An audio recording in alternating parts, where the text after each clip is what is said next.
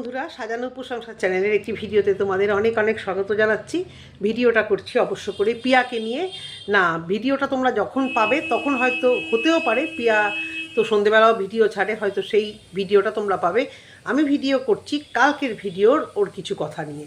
তার আগে বলি, শেফালিকে কংগ্র্যাচুলেশন জানাচ্ছি সুন্দরভাবে ভিডিও করার জন্য। সুন্দর পেমেন্ট পেলো এবং সবার বাড়িতে মিষ্টি খাওয়ালো। হ্যাঁ, শেফালি ভিডিও সত্যি জানি না কেন মানে একটা সাবলীল, কোনো রকম দিখানদারি নেই, এখনও অবধি হয়ে ওঠেনি।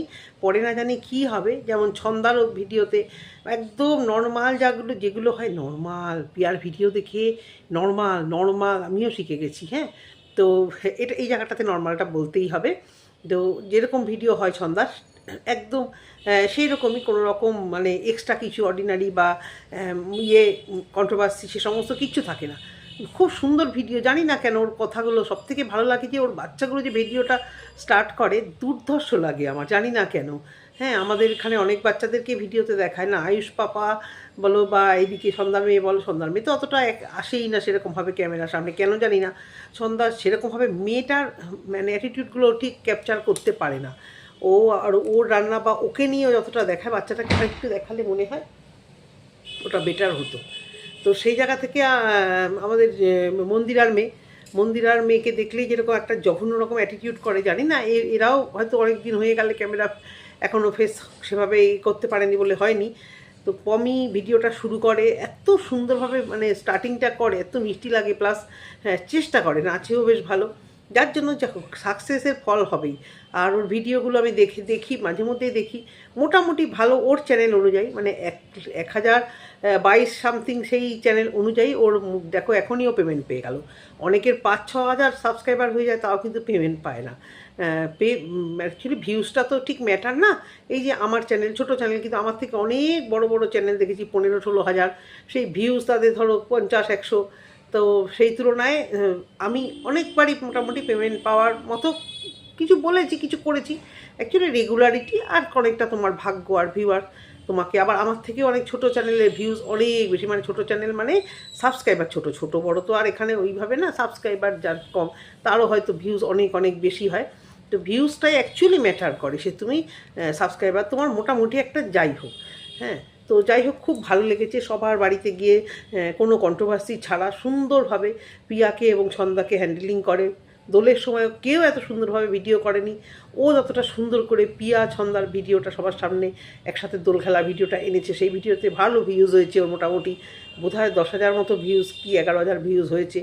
এরকম মানে ফটকা যদি মাসে একটা খেলতে পারে, বড় চ্যানেল, মানে বড় ভিউজ টানতে পারে, অবশ্য করে সেখানে পিয়ার জন্য আমরা চিনেছি, পিয়ার মুখটা বা পিয়ার শাশুড়ি মাকে দেখালে সেই সব ভিডিওগুলো অবশ্য করে হয়, বেশি ভিউজ হয়। কিন্তু ও কোনো কন্ট্রোভার্সি ওয়েতে দেখায় না, সরল সাদাসিধেভাবে একটা দুটো বলেছিল যায় হয়ে, কিন্তু খুব খারাপভাবে সে কিন্তু বলে না, এবং রোজকার একটা নতুনত্ব কন্টেন্ট আনার চেষ্টা করে। খুব ভালো লাগলো, সবাইকে মিষ্টি দিল, সবাই খেলো, তা যারা না খেলো সিঙ্গারা দিল, ভালো লেগেছে। ছন্দা হাসি মুখে তো বরণ করেছে যে আবার যেন প্রত্যেক মাসে যেন হয়, তাহলে প্রত্যেক মাসে ছন্দা মিষ্টি খাবে। পিয়াও দেখলাম খুব সুন্দরভাবে, হ্যাঁ তোমার ভিডিও সত্যিই ভালো হয়, সত্যিই সাবলীলভাবে কিন্তু পিয়ার সাথে ওর সম্পর্কটা। ছন্দার সাথে তো পিয়ার দেখো একটা ওই বাইরের লোক এসে যা করে, মনে হয় না এখন আর ওদের মধ্যে অতটাও মানে মুখ কালাকালি আছে। কারণ একটা বিপদে পড়লে ওরা ভাইতে ঠিক সেই বিপদটা যখন উদ্ধার হয়ে যায়, তখন একটা নিজেরা বোঝে যে আমাদের আলটিমেটলি একসাথে থাকতে হবে। এই জায়গা থেকে ভালো। পিয়ার বাড়িতেও গেল সুন্দর, এবং পিয়া খুব সাবলীলভাবে ওকে গ্রহণ করলো যে হ্যাঁ তোমার ভিডিও সত্যি খুব ভালো হয়, সত্যি আগের থেকে অনেক ভালো হয়। কারণ ওর কিছু না কিছু কন্টেন্ট করে, শাশুড়ি মা ভার্সেস এই মা, বাংলাদেশ বর্ডারে বেড়াতে যাওয়ার ভিডিওগুলো, যে মাসির বাড়ি, তারপরে টুকটাক, তারপরে ওর হাজব্যান্ডকে আমার ভীষণ ভদ্র সভ্য একটা, বেশ পুরুষ মানুষ যেরকম হয় কাজ কারবারও করে, ভালো লাগে বেশ। ছ্যাবলামও কিছু নয়, আবার যে মিনিমার কাজ ঘরে বসে থাকা ছেলে ওটা নয়, যথেষ্ট ভালো। শাশুড়ি মাকে নিয়ে যথেষ্ট ভালো থাকে, নিত্য নতুন বাচ্চাদের নিয়ে স্কুলে যাচ্ছে। যাই হোক, এগিয়ে চলো এভাবেই, এটুকুই বলবো। আমরা এটাই কামনা করব যে যারা সত্যি এই ছোটো চ্যানেল, দেখো মানুষের এই যে ওদের পেমেন্ট পাওয়াটার থেকে কী বুঝলাম আমরা, মানুষ কিন্তু নতুন কিছু দেখতে চাইছে, নতুন কাউকে ভালো লাগছে। বড় পুরনো ব্লগার যদি একঘেয়েমি এনে দেয়, তাদের কিন্তু ভালো লাগছে না। ওই যে নতুনত্ব কিছু, নতুন চ্যানেল, নতুন ওর লাইফস্টাইল, এগুলো যদি দেখায় মানুষ কিন্তু ভালোবাসে। তার ফল আজকে আমাদের শেফালি পেমেন্ট পেয়েছে। খুব ভালো থাকো দুটো বাচ্চাকে নিয়ে, খুব সুন্দরভাবে এগিয়ে যাও জীবনে, এইটুকুই হচ্ছে মানে কথা। এবারে আসি পিয়াকে নিয়ে। পিয়ার কালকের ভিডিও, বাচ্চাটির রেজাল্ট নিয়ে, রেজাল্ট কেমন করেছে দেখো। ও বাচ্চার রেজাল্ট নিয়ে কন্টেন্ট করবে না, হতেই পারে না। আর ওর ম্যান্ডির মানে যেহেতু শিষ্যা, গুরুমা রেজাল্ট নিয়ে, বাচ্চার রেজাল্ট নিয়ে সর্বসমক্ষে অনেক কিছু ফেল পাসের কথা বলবে, এও রেজাল্ট নিয়ে বলবে। তাই এখানে খারাপ কিছু দেখছি না। রেজাল্ট বেরিয়েছে, সবাই জিজ্ঞাসা করবে বাচ্চা কেমন রেজাল্ট করেছে, দেখালে না, সেটা নিয়ে অবশ্য করেই কথা বলবো। তার আগে বলছি, মিস্ত্রি আসে না, ওদের কাজ হতে পারছে না, হয়ে হচ্ছে না, হবে না। তো মিস্ত্রি পাবে কি করে? এই যে নদিয়া, তোমার ওই রানাঘাট ফানাঘাট বিভিন্ন জায়গা থেকে মিস্ত্রি বলো বা ওই দূর থেকেও বলো, মিস্ত্রি সব কী হয় বলো তো, শহরে চলে আসে। আমাদের এখানে মিস্ত্রি যদি আমরা কাজ করি, অনেক মিস্ত্রি লাইন দিয়ে থাকবে, মানে লাইন দিয়ে থাকবে কে কার আগে কাজ করবে। কারণ ওদের ওই যে পার ডে যেটা, ওটা গ্রামের থেকে শহরে বেশি। জিজ্ঞেস করলেই বলে এখান থেকে এসেছি, ওখান থেকে এসেছি, কোথায় সেই সুদূর সেই সুন্দরবন, মানে তোমার ওই গোসাপা, তোমার এদিকে ক্যানিং ফ্যানিং দিক থেকে, আবার এইদিকে জিজ্ঞাসা করলে বলবে এই নদিয়া যে ডিস্ট্রিক্টের এই যে দুনিয়া, সেই রানাঘাট ঠানাঘাট, আরও যে আছে। রানাঘাটটা যেহেতু বড় শহর, ওই নামটাই বলে আশেপাশে থাকলেও, দুনিয়ার ওই দিক থেকেই আসে যত মিস্ত্রি। আবার দূর থেকেও আসে, শিলিগুড়ি থেকেও অনেকের বাড়িতে মিস্ত্রি আসে, এসে এখানে স্টে করে। কলকাতায় পাওয়া যায়, ওদের ওখানে মিস্ত্রি তাহলে পাবে কি করে? ওরা বেশি এই যে পার ডে যে তোমার ওদের টাকাটা ওরা তো ডে অনুযায়ী নেয়, মানে আমরা না কন্টাকে দিলেও হেড মিস্ত্রি ওদের পার ডে অনুযায়ী দেয়।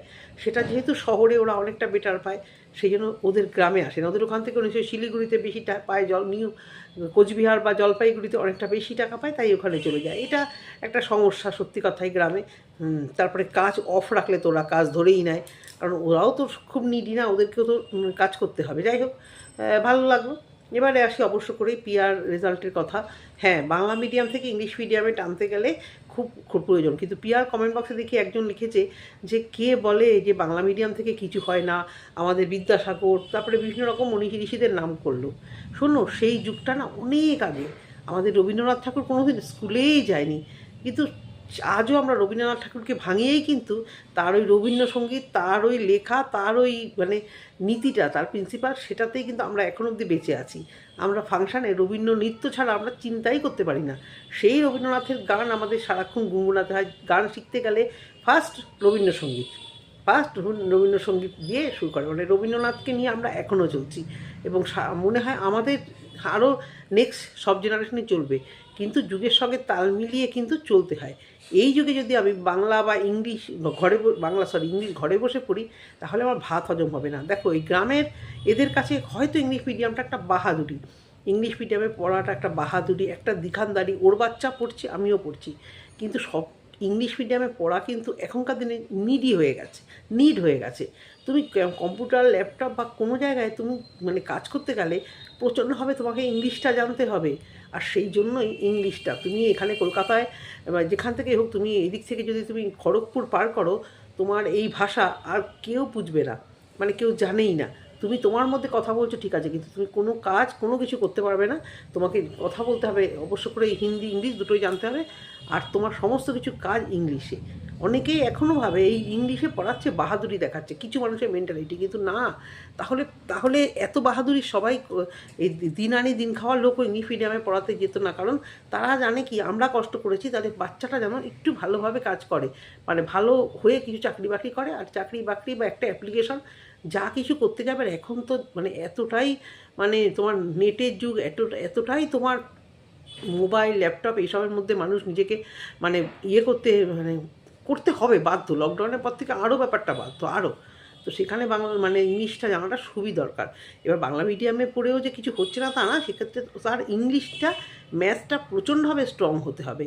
মানে বাংলা মিডিয়ামে পড়েও সে যদি ইংলিশে মানে প্রচুর ভালো, প্রায় 80-90%, হ্যাঁ 80টা তো তেমন একটা না, 90%-এর ওপরে ধরো নাম্বার পেলো ইংলিশে, তবে সে ইংলিশে অনার্স করলো, তবে তার ঠিক আছে ইংলিশটা নিয়েই পড়াটা, জানাটা, ইংলিশ জানা নিয়ে হচ্ছে কথা।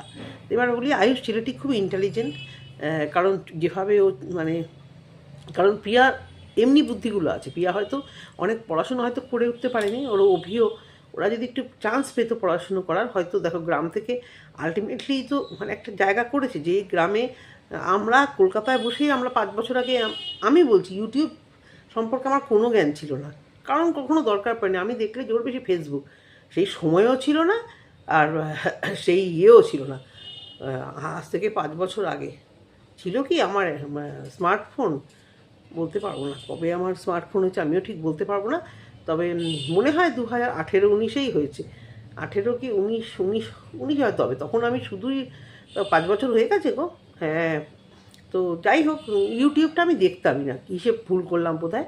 হ্যাঁ, 5 বছরে তো বেশি হয়ে গেছে, কিন্তু আমি একদম 19-20-তে আমি ইউটিউব বলতে কিছু দেখতামই না, আমি সবসময় ফেসবুকেই ছিলাম। কিন্তু ওরা তখন ওইখানে বসে ওরা ইউটিউবে কি করবে, কি রিলস করবে, কীভাবে রোজগার করবে, সেই চিন্তাটা করে কিন্তু মোটামুটি আজকে একটা মানে চেনা ফেস হয়ে গেছে যারা ব্লগিং দেখে সেই জায়গায়।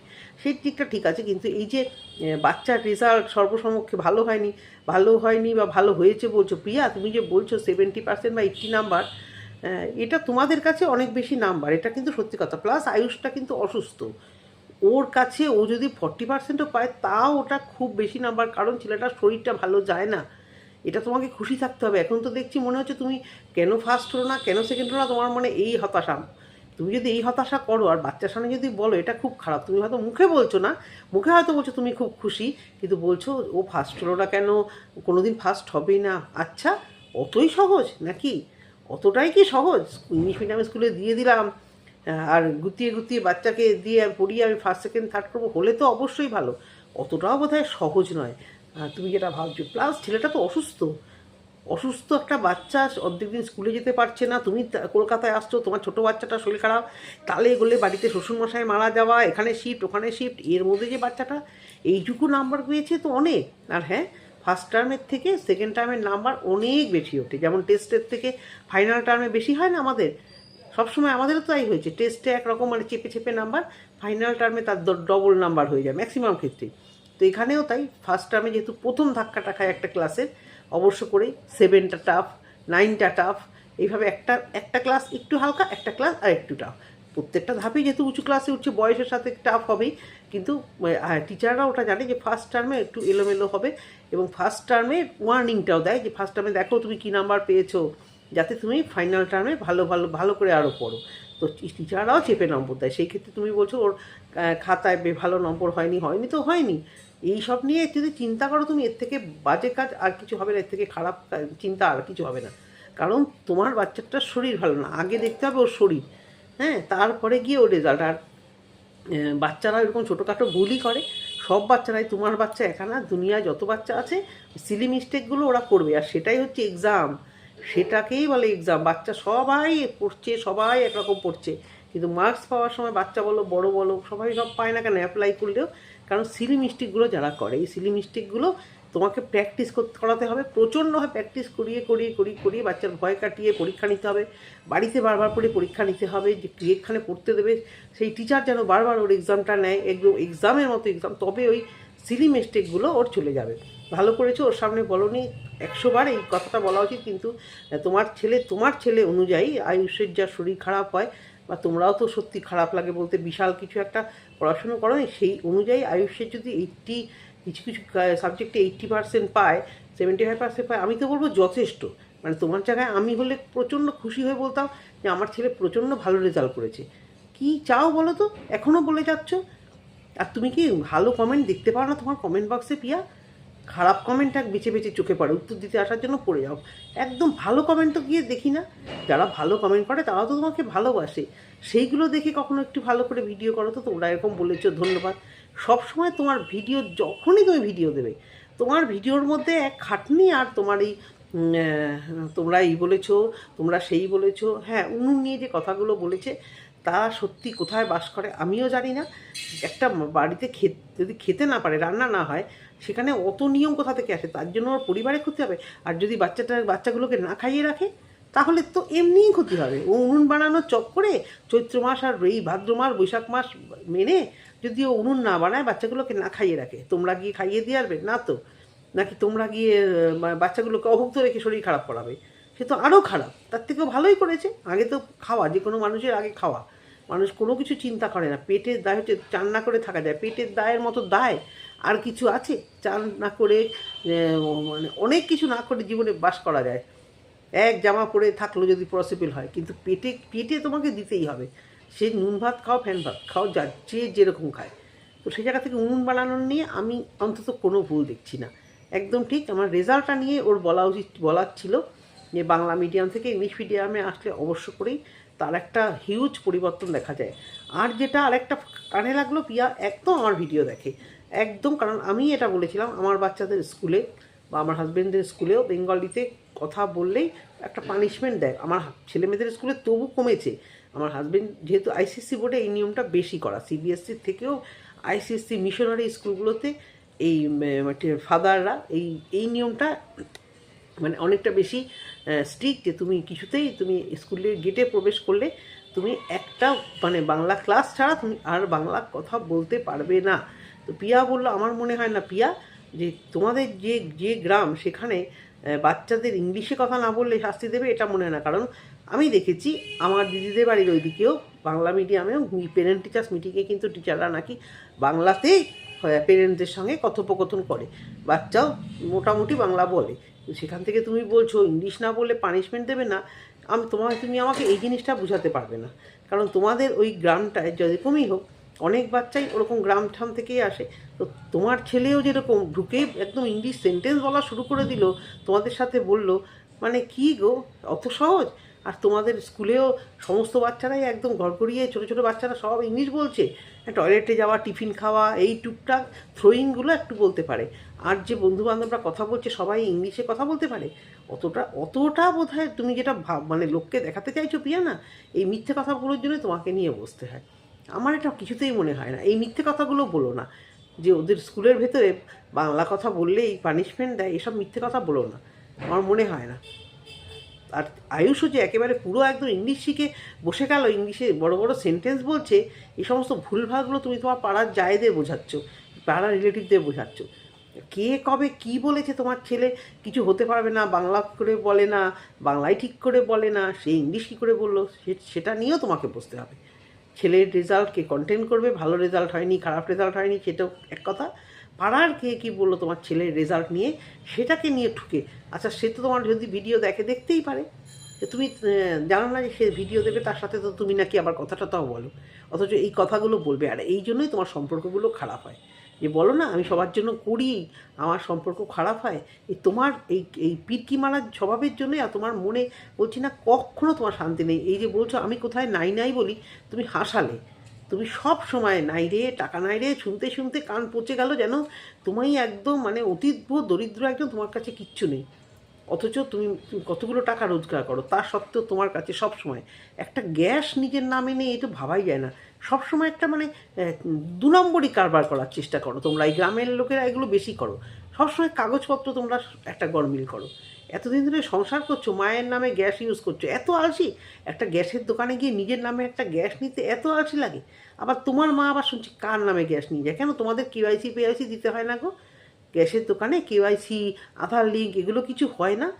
তোমরা কি দেশের বাইরে থাকো? আমি অবাক হয়ে যাই, কী করে অন্যের নামে গ্যাস নিয়ে থাকো। আর তুমি নিতেই পারো, সে মার নামে হয়তো মা বুকিং করে, মার নামে বুকিং হয় ওই ফোনে, তুমি তোমার কাছে নিতে পারো, কিন্তু তোমার মা আবার কার নাম্বারে গ্যাস নেয়, সে কোথায় আছে না আছে কিছুই তো বুঝতে পারি না। একটা গ্যাসের দোকানে গিয়ে একটা অ্যাপ্লাই করা কি যায় না ডবল সিলিন্ডার গ্যাসে? জানি না বাবা, পয়সাগুলো কি তোমরা কোথায় স্বর্গে নিয়ে যাবে নাকি তোষকের মধ্যে ঢুকিয়ে শোয়াবে ঘুমাবে, তা বুঝে পাই না। এত মিস প্ল্যানিং জীবনে তোমাদের, শুধু বাসন মাজা ঘর পোছা এই করব, আর কী করে কন্টেন্ট করব, আজকে কন্টেন্ট করব কালকে টাকা রোজগার করবো, করবে তো ভালো কথা, কিন্তু জীবনটাকেও তো তোমাকে মানে থিতু হওয়াতে হবে। কি লাগে একটা গ্যাসের দোকানে একটা গ্যাসের জন্য অ্যাপ্লাই করলে? কোন দিন এমন নিয়ম আসবে দেখবে ছেলেদের মা কেঁদে বাঁচি হয়ে যাবে, জেনে রাখো। এখনই আসতে চলেছে এই গ্যাস নিয়ে, তোমরা বলছো সমস্যা, এতে সমস্যায় পড়বে আর নেকা কান্না কাঁদতে থাকবে এখানে, pan pan pan pan, gas নিয়েই রান্না করতে পারছি না। এটুকুই বলার বন্ধুরা। ভিডিওটা যদি ভালো লেগে থাকে অবশ্য করেই কমেন্ট সেকশানে একটা কমেন্ট করো। টাটা।